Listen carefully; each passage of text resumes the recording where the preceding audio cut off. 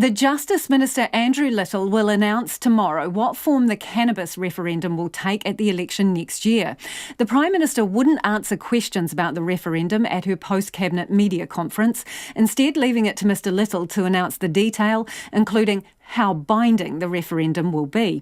Jacinda Ardern says all three government parties have formed a consensus on the referendum, and while she would rather details of the cabinet paper hadn't been leaked, she's confident her ministers weren't responsible. Here's political reporter Jo Moir.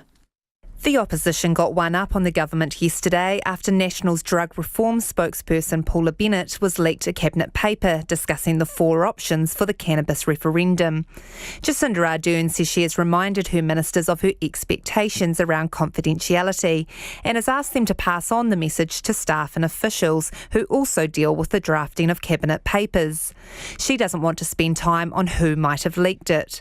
Look, I actually don't want to spend too much time being bogged down by that question. I've again restated my expectations of both Cabinet, but more broadly than that. I think I should focus on getting on with the work at hand. We have not experienced the leak of a paper directly before, and I don't know that an inquiry would actually answer the question of how this came to occur. Heading into Cabinet today, the Justice Minister Andrew Little had already faced 24 hours of questions about the leaked options, without being able to say anything about what the government was going to do. According to the opposition, there are four options. One of them would see a law already in place ahead of the election, which would then be triggered by a yes vote. The other three possibilities would not be technically binding, as the government would not be obliged to act on them. Mr Little says he'll explain what binding actually means when he makes an announcement. But electoral law expert Graham Edgler says there's only one definition. What Andrew Little meant this morning by "I'm going to define binding," I have no idea. I think generally people have an understanding what binding means, and in this context it means self-executing. Everything that will happen automatically depending on the result. Mr Little announced in December that the referendum would be binding, but Mr Edgler says that only lasts as long as a government is in government.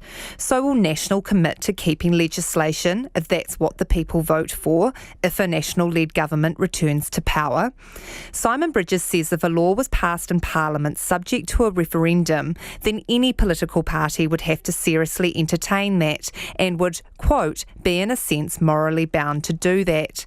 On that basis, Mr Bridges wants the government to go with a full-blown binding referendum. If I had to decide on this cabinet paper, I would go with the option 4. I think the other options aren't credible. They don't provide enough information and certainty to allow the referendum to actually be binding. That is because you don't know exactly what it is. While Mr Bridges isn't a big supporter of legalisation, he's open to the idea of decriminalisation. My personal basis for opposition is quite simply I worry about the mental health. I've been a Crown prosecutor. I've seen the debilitating effect of cannabis throughout large communities, and I do worry about that. But I tell you what, actually, I'm not nailed in. One of the things this paper goes through is a discussion about decriminalisation versus legalisation. Both the Greens and New Zealand First declined interviews on the referendum, saying they'd be happy to comment publicly once Cabinet has made a decision.